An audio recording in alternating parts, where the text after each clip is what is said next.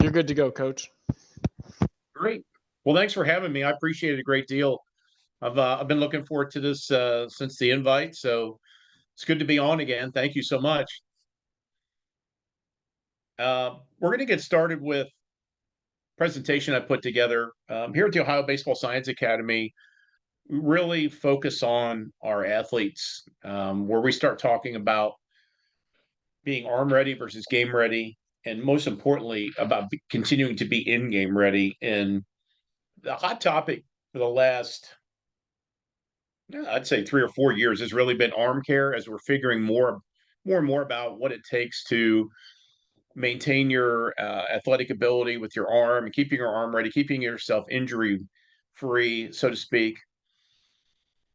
Um, that's important, and we're where we're at in our facility. We feel like we're at the forefront of that. We're always researching new methods. We're always at the top of our game, always reviewing the science behind um, you know injury prevention, injury risk, those types of things. So I focus really talking to our staff about, is it arm care or pitcher care? We really need to make sure that we're paying attention to the whole pitcher. So we want to keep that in mind as we go along. But I do want to get started here. I want to talk about something I really came across in 2019 when I was with the Pirates, and um, guys were coming in and they were arm ready, but they weren't game ready. And when I say coming in, they would go to start an up, to start even a bullpen or in a game where you could tell that they were not prepared. They had not done any type of activation. So we see this a lot. We talk to our clients. We have 900 clients, so we talk to these guys all the time and ask them a lot of similar questions so we can get an idea of what's kind of going on in their world. And very prevalent in high school, still unfortunately still common in college, not as prevalent in pro ball, but it does happen. And that is, guys are arm ready, so they're show and go like we used to when we were probably playing. There was no such thing as using bands or activation sticks or mini bands and shoulder tubes, etc. We just, we did a little bit of maybe potentially a dynamic warm up, if you want to call it that. We'd stretch our arm across, and we really threw to warm up and didn't warm up to throw. And we've discovered, how dangerous that is. What is arm ready? Well, it's simply show and go, limited or no activation.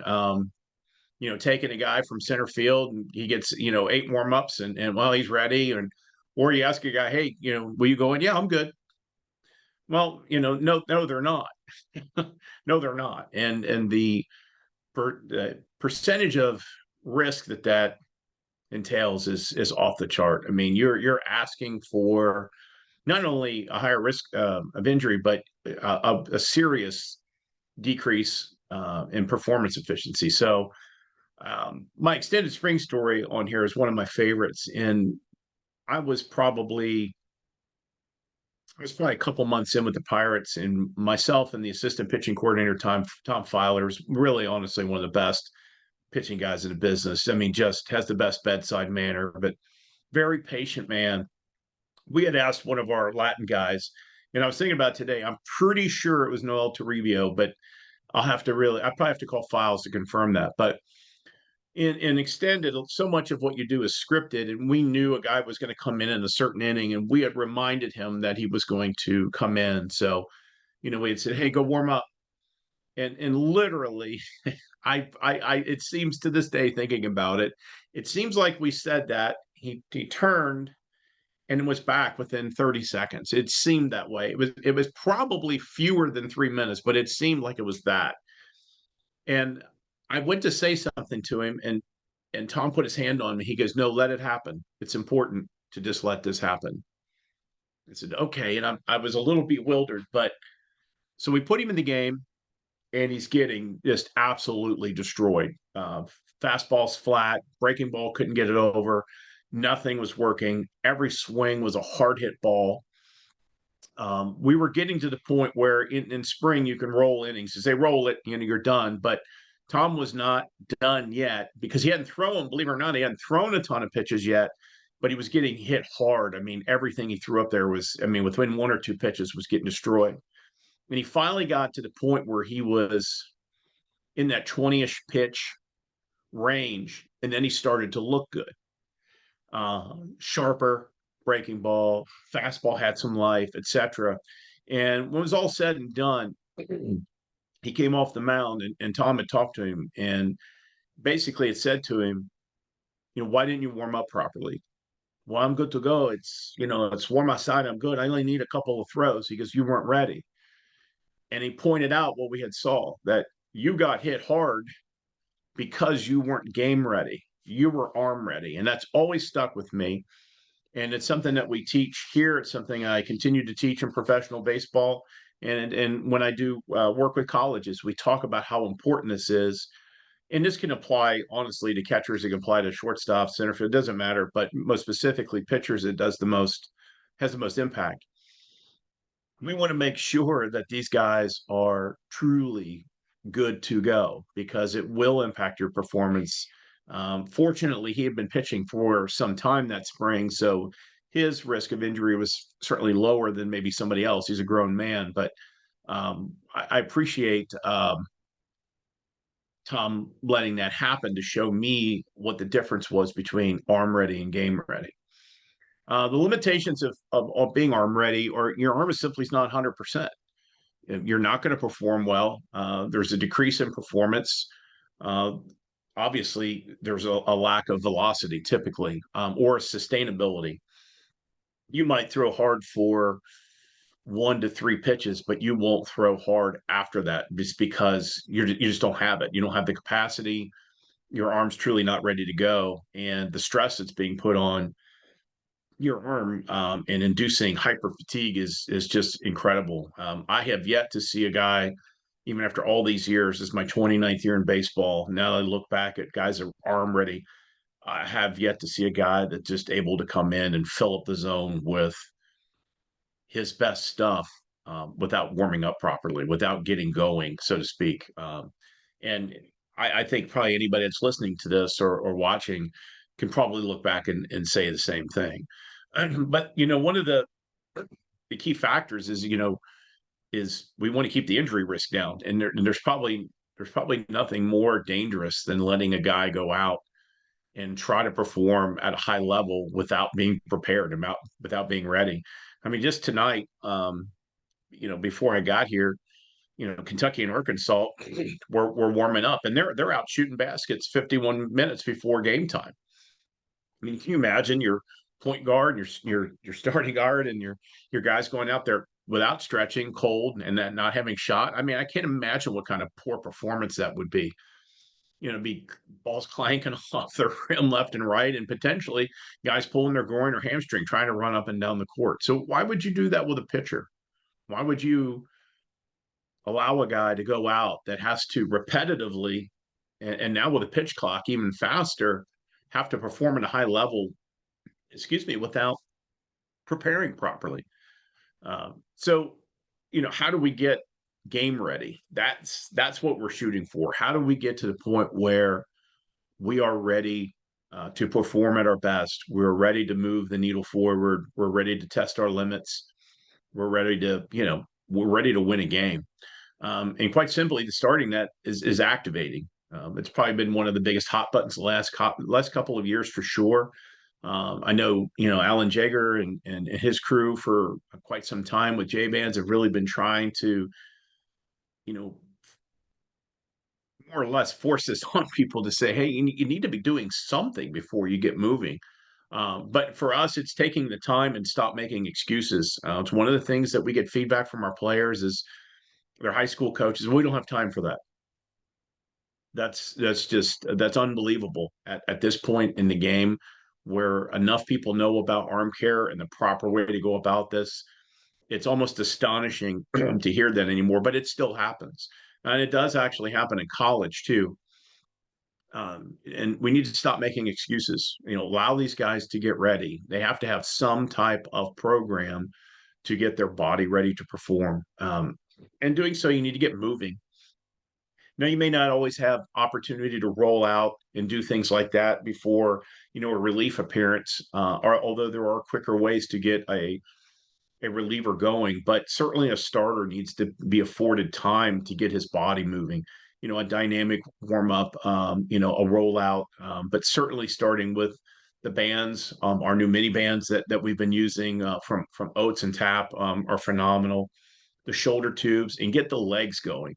That's really probably the most overlooked part of this is getting a guy's legs going, with the sprint work, with the stretching. It's just so important because it's such a huge piece of your delivery. The lower half delivering the upper half is critical.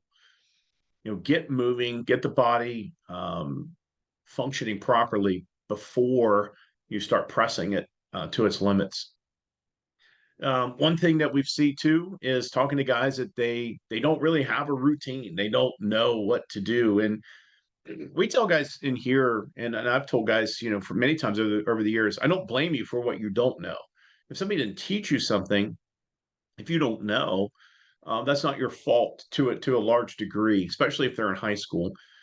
Once you become, an adult, it's become a little bit more incumbent upon yourself to learn things on your own. But have a routine. That's your body's go-to. It's there should be an expected result from a routine so that you know what you're going to be able to do this day, how long it takes, why you're doing it, and your body should then know, just almost like a gym workout routine, there's an expected result for the brain.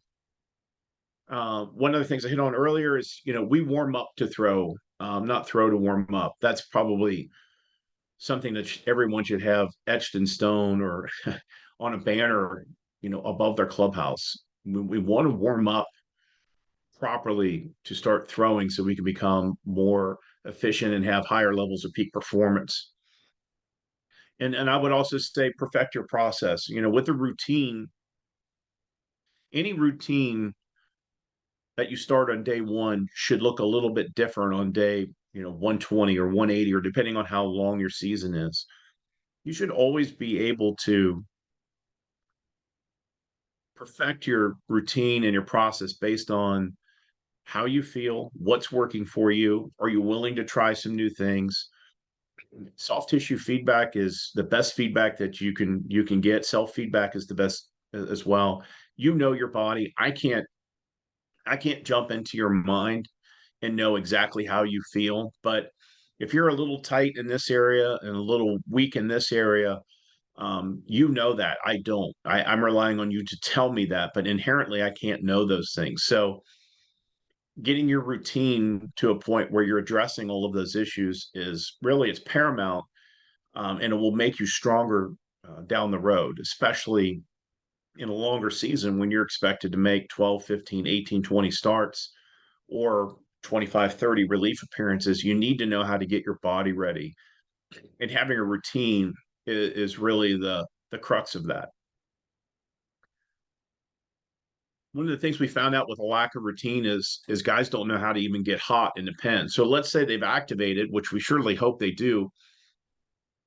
I've heard it all. Well, I just throw 10 fastballs and I'm ready to go. Well, okay. How's that going to help? Unless if you're throwing 100, hey, that's great. You're probably able to win those battles. But remember that same spring training with Tom Fowler and I, we really were watching guys throw more intently, um, really kind of trying to figure out where they were going with things because all of them had different pitch mix and different strengths, but there didn't seem to be a real plan. They were just expecting guys to put down numbers for them. That's not really a successful plan, for any pitcher. So we wrote out a plan for each guy, and it's really not that hard to do. To put on an index card, sit down with a guy. What's your stuff? What are you most comfortable? If you're getting ready to come into a game, what do you think you're going to need to do to be ready? And what I wrote here is just it's kind of a general idea, but it will certainly get you in the range depending on what type of pitch mix you have. But I just kind of went with a standard mix, fastball glove side, fastball arm side, and then your best spot. So every pitcher has a spot where they feel that they can throw that fastball pretty much in any count, where they should feel that way anyway. A lot of times it's glove side away. Um, but whatever the case may be, you're also building confidence while you're getting hot. So pick those three pitches, glove side, arm side, move best spot onto the changeup. And I like to go fastball changeup here instead of going to the breaking ball next, because of the feel and slot. It's just something we've used over the years, and I think it works really well. And if you say, well, my guy doesn't have a changeup, he's fastball slider. Okay, well then you mix in some more fastball pitches before you go to the slider. But in this case, again, glove side, arm side down for your changeup, and then you go to a breaking ball, and that could be a curve, slider change. If it breaks, it's a breaking ball. You need to land your best 3 to 4 pitches to find it. That's one of the things that we hear from guys. I'm having trouble finding it. So if you have a queuing system, and for us, a lot of times, one of the things I took from our main coordinator with the Pirates back then was a lot of guys don't throw they try to curve the ball. They try to manipulate the slider. They're trying with their arm to make it curve. And that's really not what happens. It's the grip and the late launch that actually make that happen. So to trick the process, he would say, throw it in front of your face. Now, you wouldn't really ever really do that. I mean, when you're launching, but it keeps you from walking away from your arm. It keeps you from casting. And so you can actually try to actually throw that pitch at late launch where you want to. So we'll tell our guy, hey, land your best 3 to 4, throw it in front of your face, and go from there. Once they get to that, you do fastball changeup mix, fastball breaking ball mix, and then your best sequence. So your best sequence could be, I like to throw my fastball, slider, fastball again, or fastball, slider, change, whatever the case may be. And then we say one hitter. Now, this depends on how much time you have. But if you look at how many pitches this should be somewhere between 15 and 20 pitches, which is enough to get ready. I think what bothers me a lot, especially in pro ball, and we really try to hammer this down. And guys don't like keeping chart. I understand all that stuff because they want to be looking in the stands. They want to be screwing around for 5 innings, but this is your career. And the same could be said in high school and college. This is still your career. You're still trying to get to another level. So it's incumbent upon you to pay attention. When I say one hitter, know who you're facing, know who's coming up. If it's the 3-hole hitter and you've seen him swing and miss at 2 sliders in the game from a guy that has a similar pitch mix to yours, but he's crushed 3 fastballs inside, I don't think I'd be spending my time on my one hitter throwing my first pitch of fastball inside. I think I would be trying to nail down that slider and being able to figure out where his weaknesses are, where you've seen him late on a pitch, where you've seen some weak contact potentially from the guy you're getting ready to face. And communication here is really, really important from the bench to the bullpen about who's coming up, what information they have, and what information you've observed. It's really kind of an unsung piece of getting warmed up, but it's critical at any level. What is my capacity? So Randy Sullivan has done a really, really good job in the last year, as have others, really kind of explaining capacity is being highly overlooked right now for pitching athletes. And when you're talking about a starter, for example, so if you have a starter that comes out and he's really strong for 2 innings, he might even, I actually saw this summer, just watching my son play a little bit. They had a kid they faced who's committed to a SEC school. He was 90-91 through 2 innings. Inning 3, 86. Inning 4, we unloaded on him. Beat this team. They're not used to losing. It didn't take it really well. There was a lot of explosions in the dugout. Was kind of fun for us to see, but sad to see from a coach's perspective. But he had limited capacity. And when you talk about capacity is something that you've trained for. So I relate a lot of things to running. I relate a lot of things to, believe it or not, piano and running. Just seems to work well with my storytelling. But if you need to make a timed run, if you're a civil servant that's on a timed run, or in the military, or whatever the case may be, or you're working a job, or you just have goals of making, running them, running a mile in 9 minutes, for example. If you're running a quarter mile all the time, you're not going to make that mile run. So you have limited capacity. And it's the same thing with pitchers. A lot of guys want to go hit, but they don't want to put the sprint work in. They don't want to get the long toss in. They don't want to get on a throwing program to up their capacity to be able to throw 5 innings, 6 innings, 7 innings. Or they'll throw 72 pitches through 2 2/3, because they don't train very well. So have you trained for it? That's a really good question. Should you be training for it? Yes. And we're going to get into a little bit later about talking about how much ups are important, and I'll save that for then. But soft tissue feedback is another thing that we don't address enough when we talk about capacity. There's a lot of guys that after they throw 20 pitches have a lot of aches and pains. That tells me that there's some strength issues. There's a lot of soft tissue because they're not doing recovery.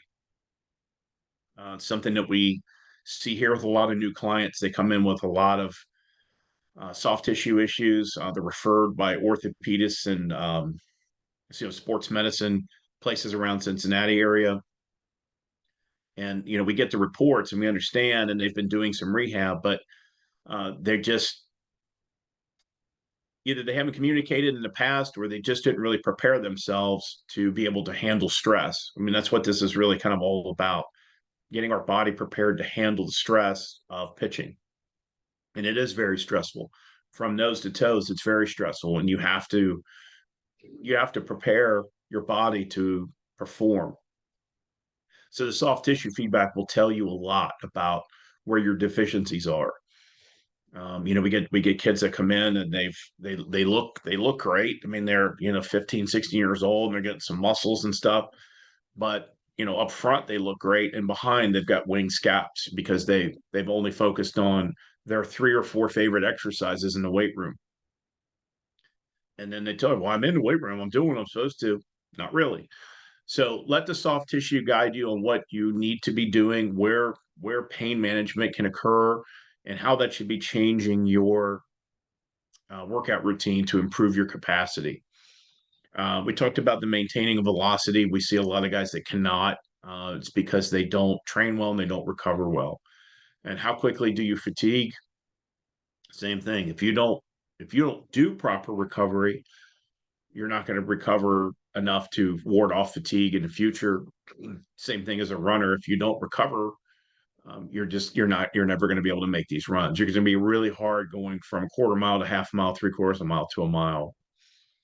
And what happens to my stuff when I'm tired? I think that's, for pitcher and pitching coach, is extremely important. Recognizing what happens to their arsenal when fatigue sets in. And for some guys, fatigue sets in at 15 pitches.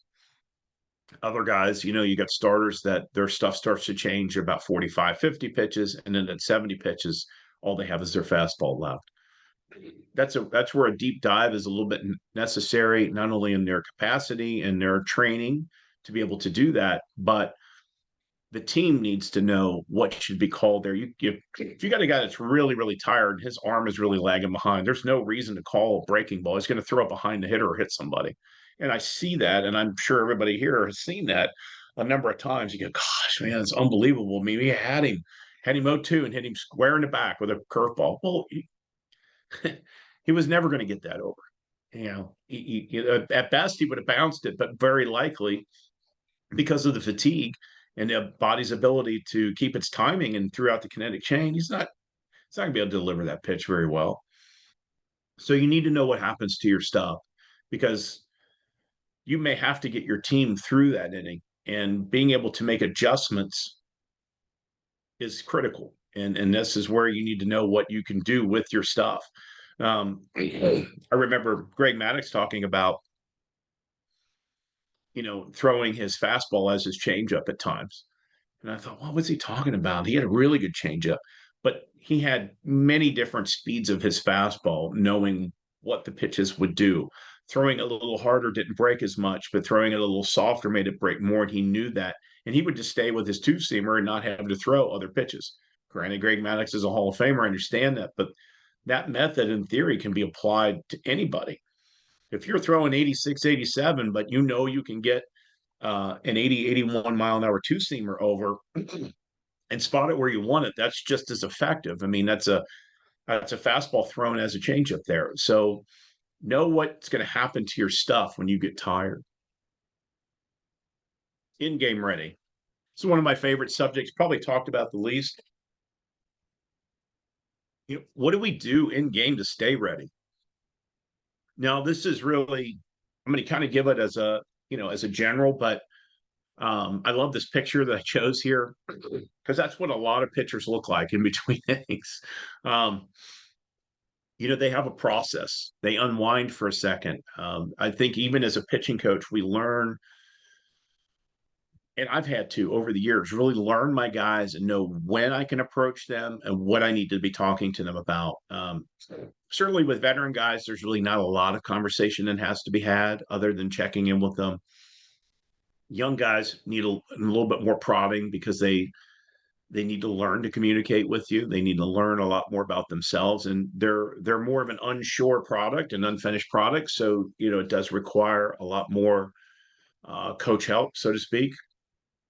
But what do they do in between innings is very, very, very important. It's very critical to their success. I would say handling a long inning or a very stressful inning is really where guys miss the mark.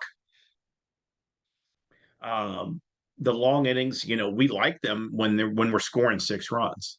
If you scored 6 runs and then you go, oh, now what? I mean, I've been sitting here for 15, 18 minutes because there's usually some walks involved, a couple doubles, a pitching coach has made a mound visit.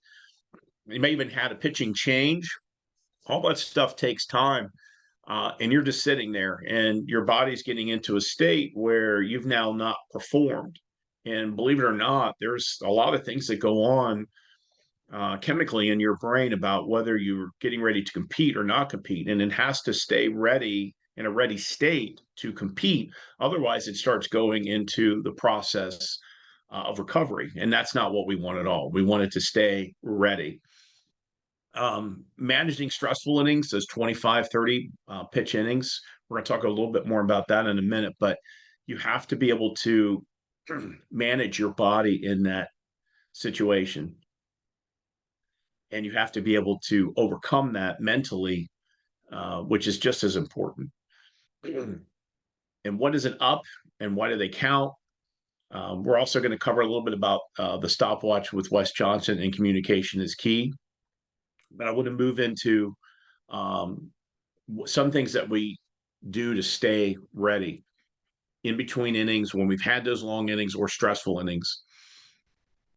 Some guys have their bands handy and they're attached, and they'll go through a quick just reactivation process or continuing activation process.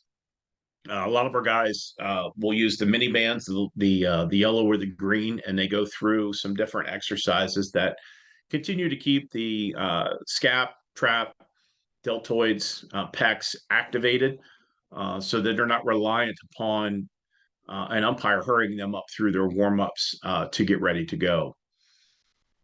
A lot of our pro guys will toss a weighted ball against the dugout wall. They'll do some type of throw, whether it be I've seen it all. I've seen guys just literally just stand there and throw. I've seen everything, honestly, but it works for them, and that's part of their process. I know last year I was a special assistant to the GM in Joliet. I saw Cole Cook, who was outstanding, did an incredible job in the league last year. He did that. He right as there was 2 outs, he would get up, he would get moving, he would toss away the ball a little bit. He had some different modalities that he was really working on to stay ready. Usually a shoulder tube handy, especially for a longer inning. I mean, even with two outs, sometimes guys keep hitting, and you're like, man, like, okay, when do I start? When do I go? What do I do here? The shoulder tube is a great opportunity to keep your arm moving. You're not going to tire yourself out. I've heard some kids say, "Well, I just my arm's going to get too tired." No, that's not going to happen. You're not putting yourself in a state to wear yourself out by activating again. We've had guys do the weighted ball shakes. They'll take a old driveline green or one of the two seams black, and they do the shakes, which is a substitute for the shoulder tube, and old traditional arm circles. There's nothing wrong with getting your arms moving, getting the scaps moving, getting the traps moving, getting the lats moving, making sure that the delivery system is basically becoming a well-oiled machine again. You just have to remember when you go back out on the mound, you've been disassociated from the game for when it comes to a long inning, probably 10 to 12, maybe longer minutes. You have to trick your mind to get back into the game, clear the mechanism, so to speak, for love of the game, right? You have to be able to get back in there. And your first couple tosses can't be, oh, let me see how I'm doing here. No, they have to be with purpose. And you guys watch this year, you'll see a long inning, you'll see a guy go back out. Tell me how many times that pitcher skips a throw to the plate or throws it over the catcher's head. It's a lot more than you would think. And oftentimes the result is usually a walk of that first batter. When we talk about managing stressful innings, this is something that is kind of near and dear to me. It's one thing that I've definitely learned in pro ball. I know in affiliate ball, they actually have a written edict. With the Pirates, we had limitations for our starters. If they were supposed to go, let's say 4 and 60, which meant that we had a little leverage to get them to 65, maybe 67 pitches, but 15 pitches per inning was our average, so to speak. If that guy threw 25, 27 pitches in an inning, one of his ups was removed. So he was no longer going to go 4 and 60. He was going to be able to go 3 and 45. So we would remove an inning from what he was able to do. And that is a very good idea. I know that Randy and several other people over the last couple of years have introduced some studies that we've talked about and seen where once you get over 25 pitches, you're in a pretty high stress environment for your body. This leads to serious fatigue that sets in at that moment, and it's not something that can be overcome later.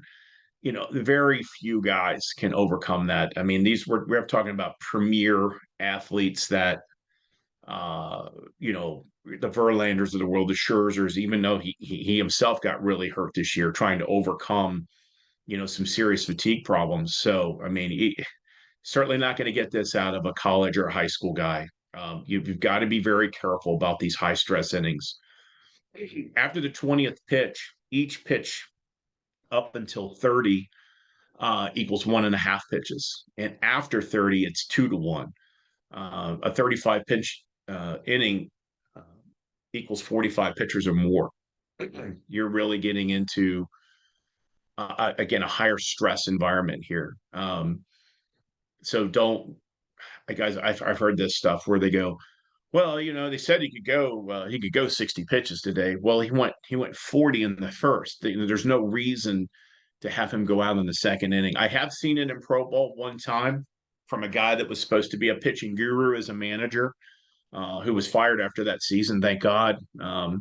Really hasn't worked much in pro ball since, which is good. But I have seen guys throw over 50 pitches in an inning, come back out, get hammered again, and was darn near 100 pitches in 3 innings. That's just criminal. Nobody should have a job after that. There's no excuse. I don't care if nobody was available or what. That's extremely poor personnel management, and it's disrespectful to the guy on the mound. Truly unbelievable. I personally was there, and I wanted to stop it. As a coach and a father, I wanted to go out there for this grown man and stop what we were seeing. No pitcher should exceed 35 pitches in an inning. When you think about how many pitches are thrown, when you're at 35, guys probably coming out anyways, probably giving up at least four, maybe five, could be six, depending on how hard these balls were hit early. Like we talked earlier about Noel Toribio not being ready to go. 35 in an inning is, I mean, you've thrown a third of your start in one inning. You've removed essentially two ups. There's just no reason to continue to go on with that. And I'm not a big fan of, well, we don't have anybody else. Be respectful and responsible to the adult that you're or the kid that you're working with. And you got to stop listening to the pitcher say, "I'm good, I'm okay." They have no idea whether they're good or not. They don't have the wherewithal generally. They know when they're hurting, but they will lie to you, or they feel obligated to go on and tough it out. You have to protect these guys from themselves. That's just how it is. So be mindful of that. And it also really looks bad on you. As a coach, it just looks really, really bad on you. And some parents may not understand what's going on. Some coaches may not understand what's going on, but you know whether you're doing somebody dirty or not. So just don't do it. Ups are important. So we're talking about capacity, and we're talking about managing guys to be able to increase their performance, increase their abilities. And another thing that we really hammered down on our college guys and our pro guys is how many times they actually get up on the mound in a game during the week. The ups are important to a pitcher.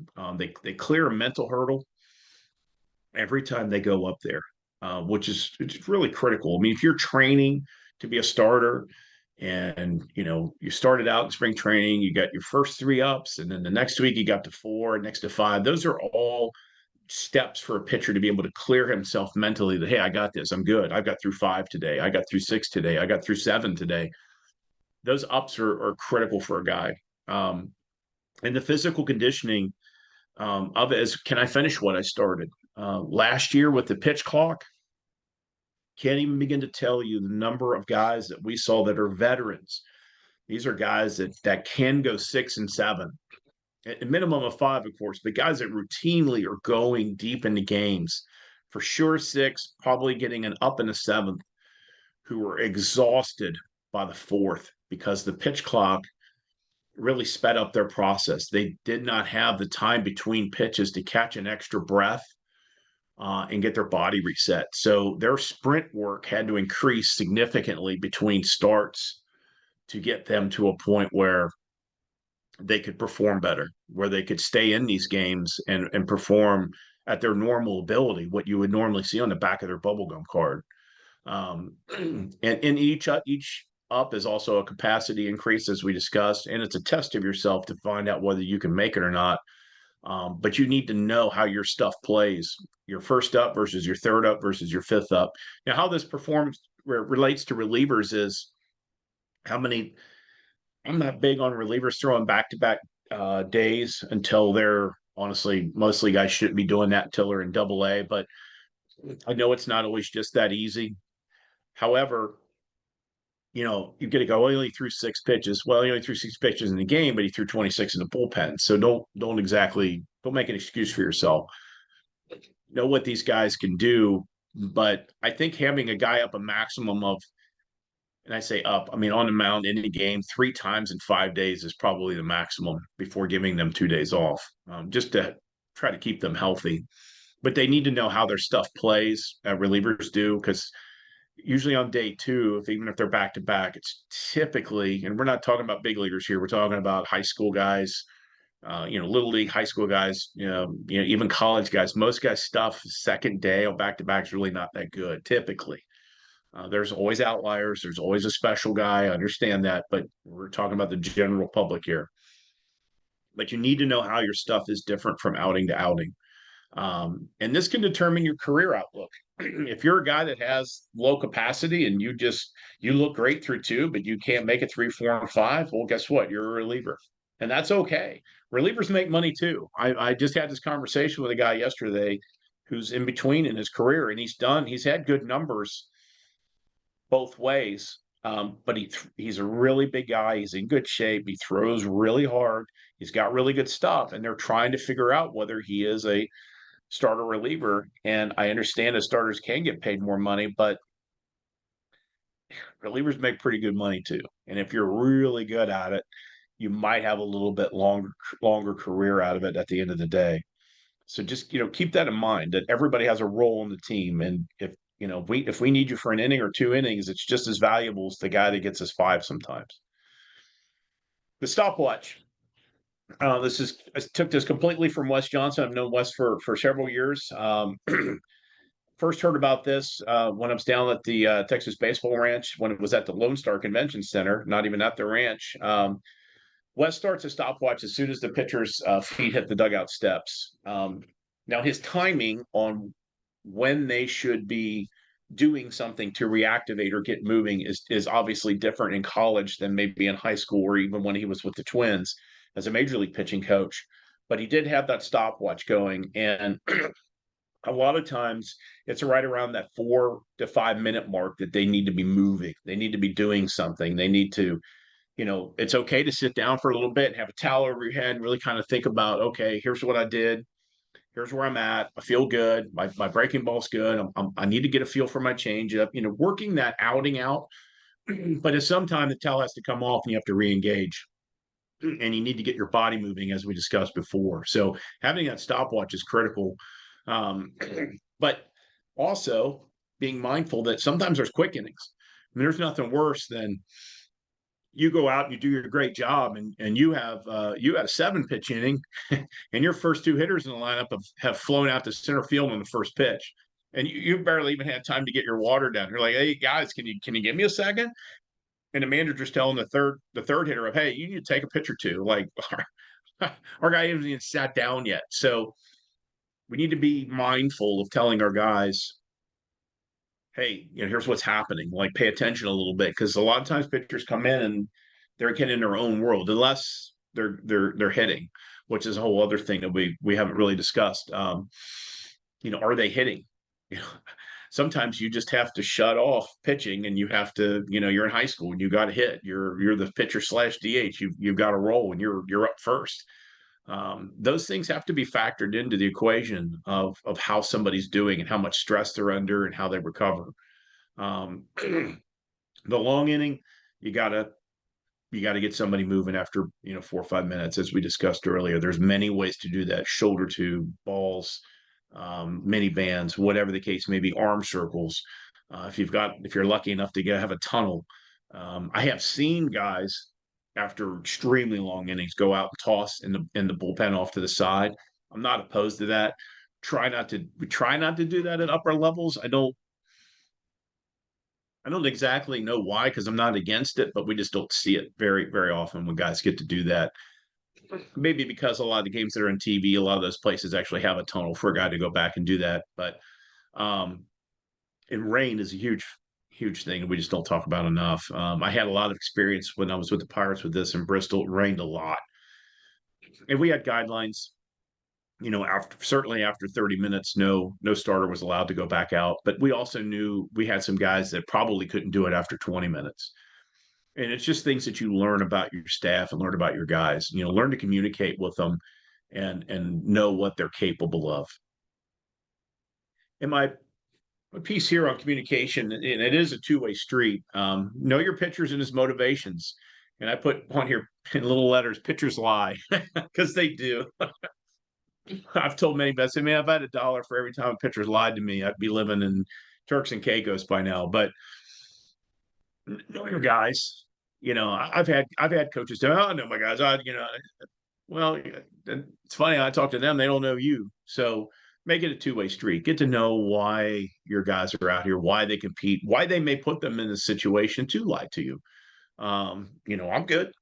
I'm good. I feel good, and you can tell looking at his cues and I put in here, looking at his autonomic responses that he's in pain. I remember just a few years ago, I was helping I was being a pitching coordinator for uh, really popular summer league, and watched the guy go out, watched him take his warm ups, and I turned to the manager and I said, "This kid's hurt." And he goes, "Really?" He goes, he wasn't watching; he was managing. He goes, "Really?" I said, "Oh yeah." I said, "His autotomic responses, he's in trouble." Through his first pitch, and he gave it the old, even kind of like when we were talking about with Kevin Costner and For Love of the Game. He went like this with his right arm. I was like, he's in serious pain. I said, I don't know if this guy's gonna be able to finish. And he's waving off the catcher. I'm fine. Next pitch, bam, blew out his UCL. Arm up here, walking off the mound. Tears are starting to come down. I saw in his warm ups through his autotomic responses things that he can't control, things that he can't hide that he was hurting, and learn to look for those things. If you know your guys well enough, it's not a tick, it's not a habit. These are autotomic responses from having an injury. Pick up on them as best you can. But if you know your pitcher's delivery well enough, you should be able to pick up on some things where they start to telegraph their pitches a little bit, their arms slowing down quite a bit. You can pick up on those things pretty easily. Fatigue is our enemy, and one of the aspects of fatigue is dehydration, and dehydration makes it worse. There's some new studies that have been coming out now that just even 1 to 3% of dehydration can affect your performance significantly, up to 2/3. So obviously everybody's made up differently, and their cells are different. Keep these guys as hydrated as possible, because it does affect their ability to perform. It affects their ability to recover. So please watch out for the dehydration aspect. Know your pitcher's capacity. If you're training for it, you know what they really can do. If you've got a bulldog that can keep going, or if you got a kid that's going to get hurt. And I've been saying this line a lot, as I've been speaking throughout the country the last couple of years. Winning at all costs comes with a cost. Don't be the guy that you're going all out, seventh game of the World Series, and it's not at the World Series. It's not something anybody's going to remember. And a kid gets hurt, there's crying involved, end of a career possibly. And I've told a few players here, that have played for some guys that are known for hurting kids. I said, is he going to lay next to the table, next to you on the table when you're getting your arm operated on? No, he's going to be standing next to the kid that's replaced you. He didn't care about you anymore. So I know that's not all coaches, but there are some that are out there, and you guys know who they are. They'll hurt you, and like I was telling a story earlier about a kid I call the toy. He's so athletic and so much fun to be around. Everyone wants to play with him. But the cost of that is he wants to play football, basketball, soccer, baseball, this, wrestle. I mean, you can only do so many things before something gives out. Um, and one last thing that we just don't talk about enough is, what does my catcher know that I don't? Catcher has the best seat in the house, likely works with the pitchers more than we do, and knows when his stuff is not right, when the command's not there, things just aren't really happening, shaking off a lot of pitches that he should be throwing, that he likes to throw normally. Have that really good relationship with your catcher. My catchers and I have always had signals to each other, and we knew somebody was done. There's been times we've been cruising along, and I thought, okay, he's doing all right. He's getting a little closer. I got a signal. I don't even question it. I told the manager, says, we got to get somebody going. All right, no problem. We're on the radio. Hey, get Miller up. Let's get rolling. Like, oh, geez, we've got a shutout going, and he's only 67 through 6. But catchers know. Catchers know. They really do. And trust them. Trust their eyes, because they, like I said, they have the best seat in the house. Make that part of your game plan. But thanks again. Gracias, mi amigos. I appreciate the opportunity to have a little presentation tonight. I certainly will stick around for Q&A. I'm happy to talk through anything. My contact information is here.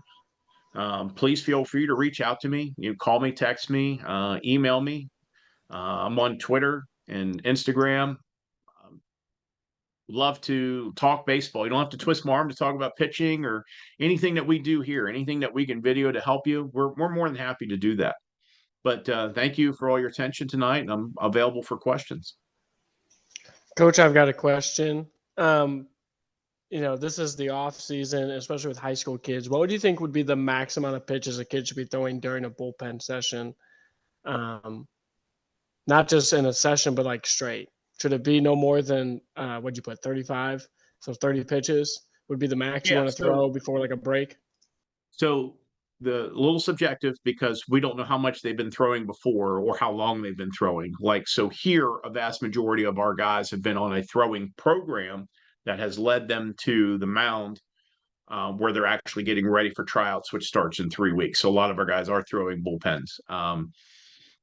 Our goal 3 weeks from now is to have them pretty much 45 to 50 pitch ready because after tryouts, they still have 3 more weeks to get ready. So they should be at 75 pitches by then, I would think, depending on the guy.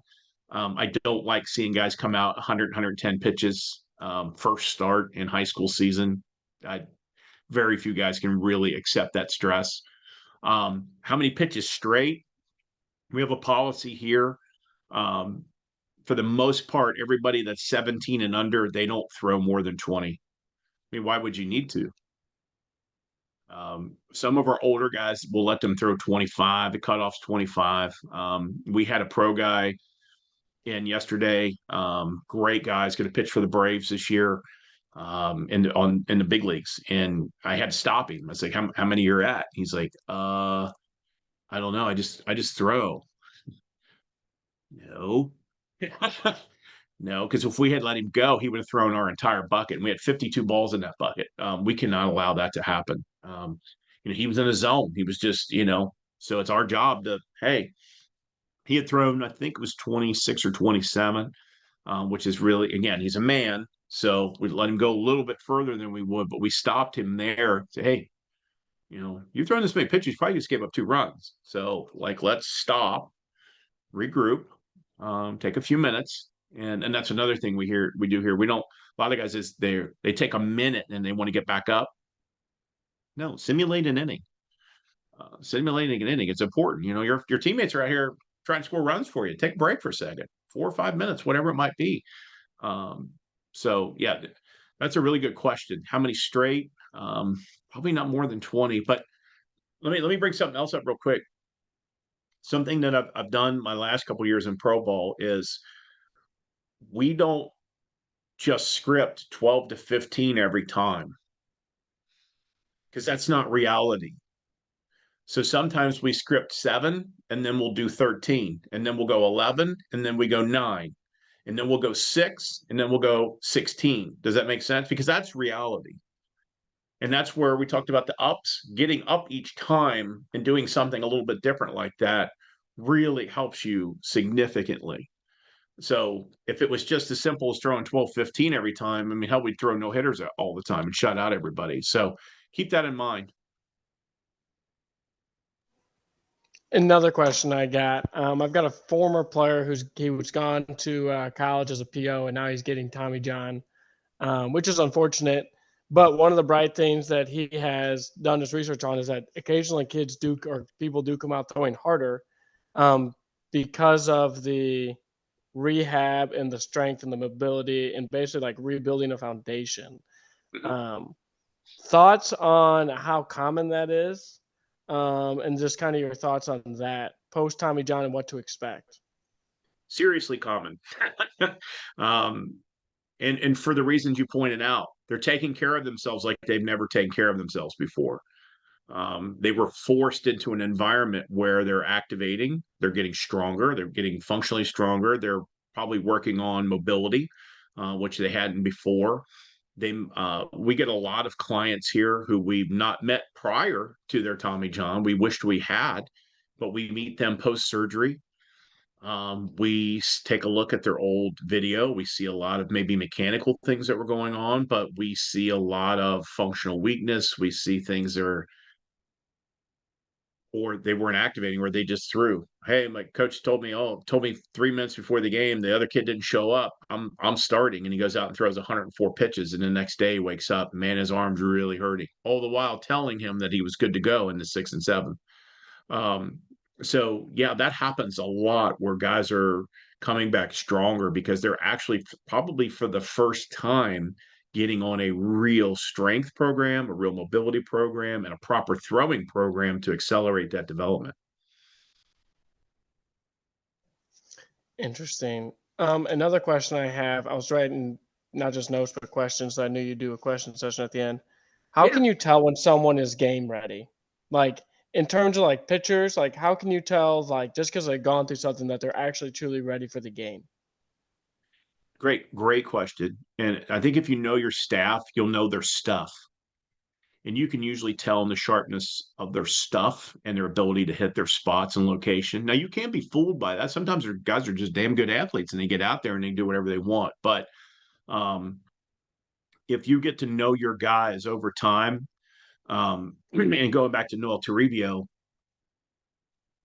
if you just looked at him like a fan looks at him, he was throwing hard, you know what I mean? But he was leaving his slider in the middle of the plate. He was fastball was in the middle of the plate. It was not where the catcher's glove was. You need to pay attention to the fine details, and you'll be able to see that. Oh, this kid was fooling himself. You know, yeah, he's the ball's coming out of his hand, looks great, but it's not going where it's supposed to. The ball's not doing what it's supposed to. It's not breaking. It's not. He's not filling up the zone in the right place. He's not missing in the right spot. So you really need to take a look um, at his stuff. That would be the first indicator. Um, I think another game ready is you look at an athlete that doesn't, break a sweat, that isn't like prepared, who doesn't have a little bit of a breath going on, probably not game ready mentally either. You need to prepare yourself uh, to perform, and just kind of take some physical cues from them of how do they look. I mean, does he look like he's even ready to compete? There should be a difference. I, I don't want to hog all the questions. Anyone? Okay, No, Coach it's okay. McDonald's got a question. Well, I want to make sure other people have chances too. Yeah, of course. Yeah, of course. What kind of post throw routine do you have guys do? And I have a post throw routine for my guys, but we only do it in practice. And now this is admittedly part of my fault, but Sure. like pro ball, what kind of post throw do they do, and did they do it game day, like after they've gone out Yes. and Yes, and thrown? yes. That's a great question. I know Joel and I had talked about, how long we wanted the show to be and what we could do, and I had different ideas, but recovery is really the secret sauce. I mean, we talk about it here. So no one, let me just say this before, no one, it doesn't matter whether we train Walker Bueller or who it makes no difference. No one can walk in here without doing activation and recovery. So recovery, to answer your question, it looks similar to activation, but it's a little bit more extensive. So for us, and going back several years, we have found, without getting into really super technical terms, but the cells that park themselves on the muscle fiber tears, the little tears that are happening in your ligaments and your tendons, those cells need to know where to go and what to do. So when the body's now shut off, so approximately 20 to 30 minutes after physical activity has ceased in game, so that pitcher is done, the brain goes, we're done competing. We're for sure done. Now, some guys it's a little quicker, but generally this is the case. So the brain goes recovery. So all the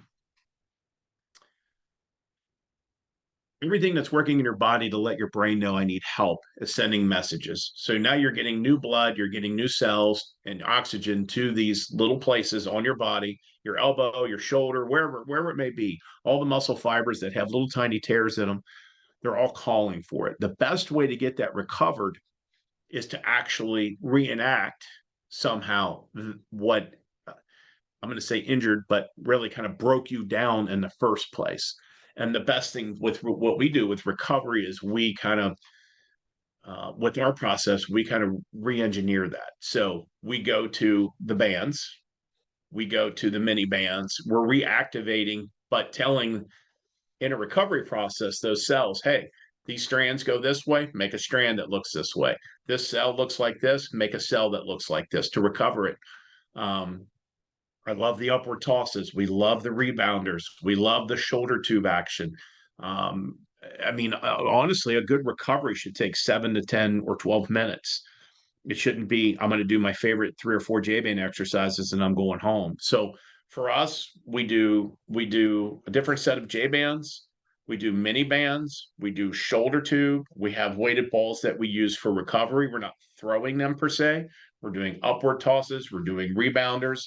We might even do, we talked about the shoulder shakes. We kind of do them in a figure eight, or we'll do them in a circle, clockwise and counterclockwise. I know I'm missing some. We do the flosses.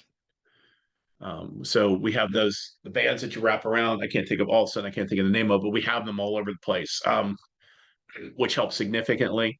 Um, and then obviously it's really important to get, we don't have our guys run for distance. I think everybody's kind of understanding why that's really not that important anymore. Um, I still think there's some value in it for stress relief. But more sprint work, I think, is really important. There really isn't a excuse anymore not to do it. I mean, don't cut yourself short. Get it done. We have noticed in our facility, we kind of had looked at 200 players over a year and a half that had never done any recovery, hardly done any activation. Usually it's, well, I do J bands or I stretch. But and I know it's a long answer to your question. Sorry, I'm just long winded. Apologize. But You're perfectly to fine. It's good information. 21 days after they started our recovery program and our recovery protocols, and I know I'm missing a few too, because we do, we do tens units, we do all kinds of stuff. But 21 days on average, each one of those pitchers has come back to us and said, "Damn, I feel like I can throw again the next day after a start." Now, we wouldn't want them to do that, but we love that they feel that way, because now we know that their recovery process is working and their capacity is increasing. That's what's really, really important. And someday we'll get on a show and we'll do the 5 cycles of recovery and why it's, when you should be lifting and at what intensity you should be lifting during the season and when and what days. All those things play into that. But it's really, really important to have a recovery protocol. I mean, we went so far this year, we re-engineered, and I know Mr. Oates would be probably mad at me, but we re-engineered the shoulder tube just because it wasn't very practical. We couldn't take it in the buses. We couldn't get guys that you can't get on the plane. We love the shoulder tube. We still have them. We still use them here, but we actually use the two seams velo activation sticks because they come apart at the handle. So you can put them in your bat bag. So now you can do your whole shoulder. You can do exactly the same routine, but now you can take it with you. So there's no excuse. But you have to have a recovery protocol. You have to. You've got to start somewhere. Yeah, in practice we do. I mean, we do a ton of stuff for post throw. I mean, we're doing some med ball work, some water bag work. Then we do Great. bands, and then we do Great. sprints. We're doing some throwbacks with the weighted ball. It's just Sure. like I said, man. I've just struggled with it from the perspective of in game. Like, hey, man, you got to go do all this stuff when I'm in the middle of trying to coach the game, right? Well, yeah, no, and you're right, but there is an expectation.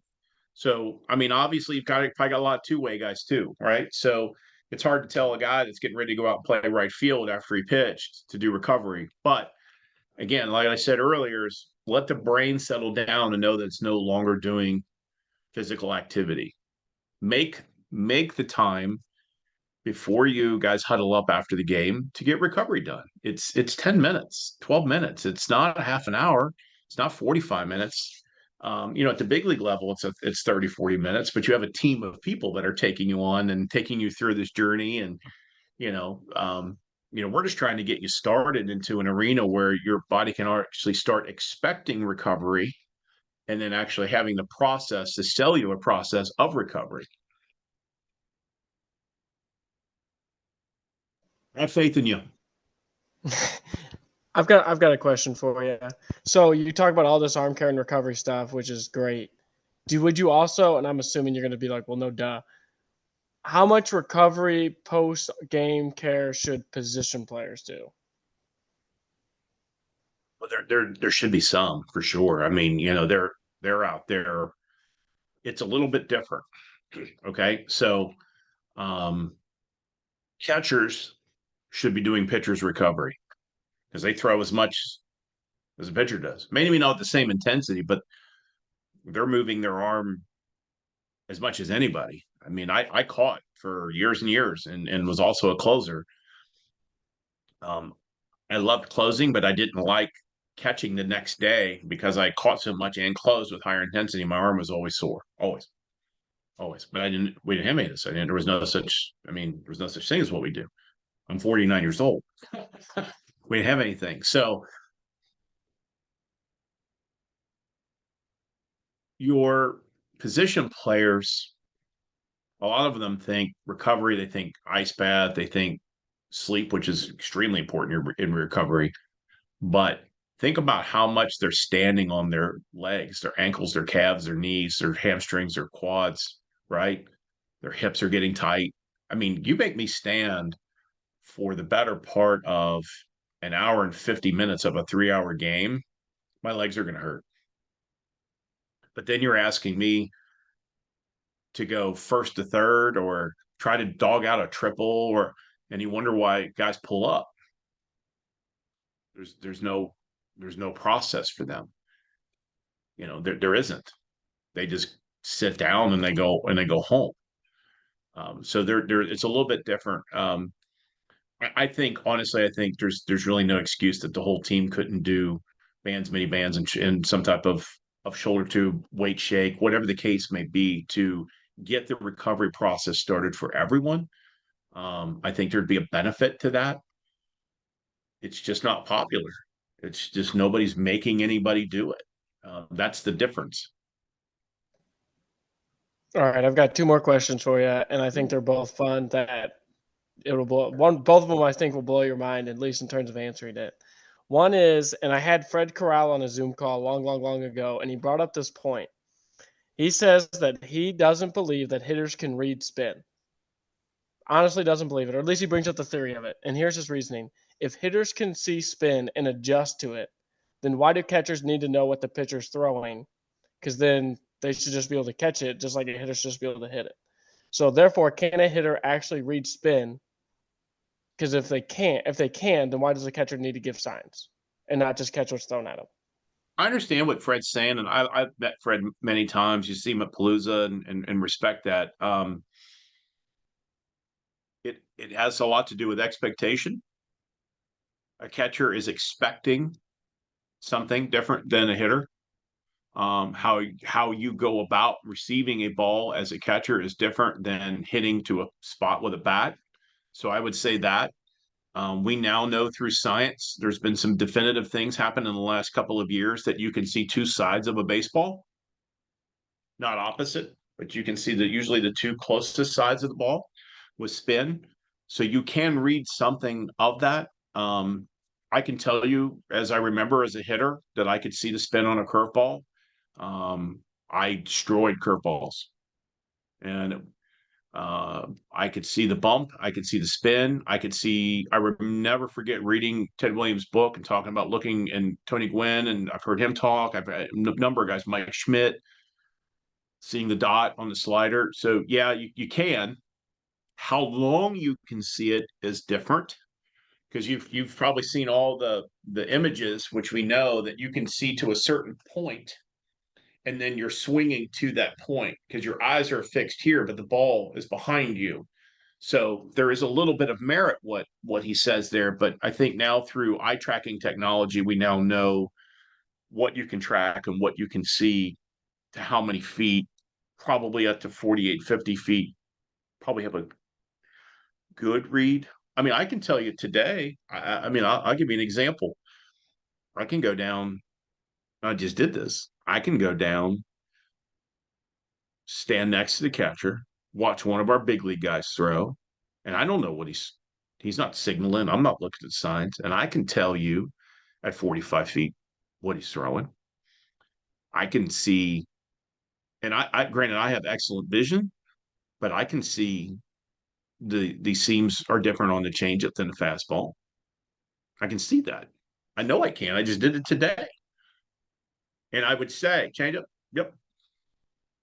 Split, yep. Maybe it's because I've been doing it for 29 years. I don't know. Maybe my eyes are affixed to a point. I don't know. But I mean, I know that you can recognize pitch shapes. Maybe it's more pitch shapes than seam. I'm not 100% sure, but I can see it. I know I can see it. I did it today. All right, here's my last one. This is the one I've been ending my podcast on, so I guess it'd be the best way to end the Zoom call. Okay. So tomorrow, especially we went the AFC champion or the playoff football championship games, right? If you were to take every NFL quarterback, every single one, the backups, starters, Aaron Rodgers, all of them, and gave them a baseball, do you think that all professional quarterbacks in the NFL could touch 90 miles an hour on a pull down? No, no. And some would, but the throwing mechanics different for what they're used to doing. So what their body's going to call upon to do it is definitely going to be different. But I'll go this like leap in logic. How many outfielders have you seen that throw 95, 99 from the outfield and you put them on the bump? They can't even, first of all, they can't even find the catcher, but they throw 85 miles an hour. Because, oh, well, that's ridiculous. He throws 99 from the outfield. He should be able to, because it's different. So, yeah, I don't think they all could pull down 90. There certainly would be a pretty fair amount. Don't get me wrong. I mean, some of these guys are pretty. I think Mahomes could do it. I think Lamar Jackson could do it. There's some guys out there that move really well in general. I mean, their whole body. They're pretty damn good athletes, but I don't think all of them could. Interesting. I'd say maybe half for sure. Interesting. You actually probably have the, I mean, one of all the people I've asked, you have the most experience and knowledge on the subject. But if you just say maybe like probably half, I mean, I would honestly, as an inexperienced guru of the sort, but I would be like, I would think yes. Like, I would think yes because I would think that like an NAIA Division III pitcher, I bet you majority of those guys who pitch could probably at least touch 90, right? Because what is it, 7 to 5 miles an hour? It should be different. Should be different. So, like, I would imagine that majority of D3 to NAI guys can touch 83 on the mound to 85 on the mound. And I would think that these dudes like Jalen Hurts that squat 600 pounds and can throw a football 50 plus yards could touch 90. But, I mean, you know more than me. I would have guessed yes. But if you say no, then it definitely is a no. Dang. That's disappointing. I could be wrong, and I'm okay with that. I just don't think so. Knowing what I know about how they need to organize their body to get into that throwing position to do that, I don't think they all can do that. I don't think. I think if you did all major league outfielders and put them on a mound, could they do it? You know what I mean? Like some guys can, some guys can't, and vice versa. You know, I don't know. I don't. I mean, if that were the case, think about this. Catchers should be able to go up on the mound and throw 90. Do you think they all could at the MLB level? No. No, they can't. Interesting. Do you think they could touch 90 on a pull down? Not all of them. Interesting. Mechanics different. Again, their body's going to call on what it knows. It's going to call on the arm path that it knows, and it's not going to be there. And they don't train for it. So you're asking them to do something they don't really do. It's going to be hard. I mean, you'll have some guys that can do it. But, I mean, think about this. You got guys that are in facilities that are pulling down 5-ounce balls, 97, 99, and they can't break 90 in a game. When it counts, it's not there. Their body still doesn't have the right sequencing. It's hard. It's very hard. Everything we're talking about is really hard to do. All of it's really hard to do. That's why these guys are who they are. So like baseball, like the 90 mile an hour formula, if you can throw a ball 300 feet, you should be able to touch 90, right? Do you Should be able think that like there's a you should be yeah, able to. should if your body's moving right? Do you think there's correlation to how far you can throw a football and how hard you can be able to throw a baseball? That's Or a really good throwing question. different objects? Or like Different so object. so on my podcast I was talking about this, you know how Akina Juko, I'm assuming you know who that Oh is. yeah, He's done I've like met those Eric. things like He's he'll throw a phenomenal. folding I love that chair. guy. He'll throw like folding chairs and all that to see how hard you Hmm. can throw 'em. I wonder Hmm. like if you did a bunch of things, like if you can throw a folding chair 27 feet, you should be able to throw 90. Or like just a bunch of different objects to see. You should be able to throw 90 if you can See, throw all everybody these moves different different. objects. No, you have capacity limitations. If Eric and I could both throw a folding chair 27 feet, and listen, Eric's a better athlete than I am, okay? But my hips are so tight that I can't rotate. My IRER, my hips is just, let's say it's like cement blocks. I will not be able to get my upper half into a position to unload to make that happen. It won't happen.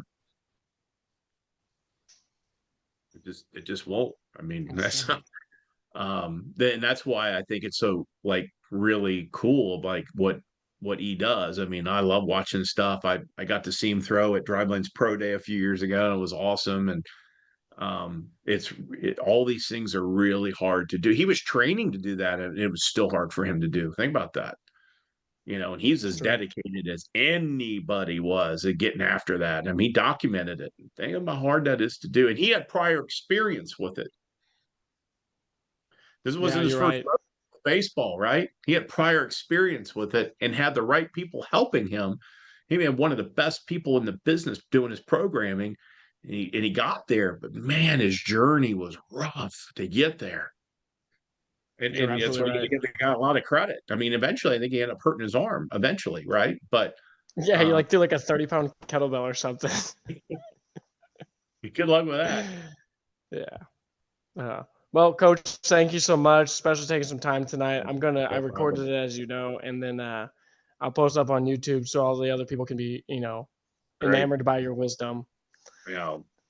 I just know what I know. I spend all this is what I do. This is what we spend time researching every day and learning and talking to our guys. And it's a collaborative effort of a lot of people. I'm just fortunate enough to be in the position I'm in to collect the information and talk about it. So I'm very thankful for you having me on again. Love it. Hopefully in the future we can do a whole series on recovery. That would be amazing. And we'll take it from Absolutely. there. Absolutely. Thank you so much, Coach. No problem, man. Take care.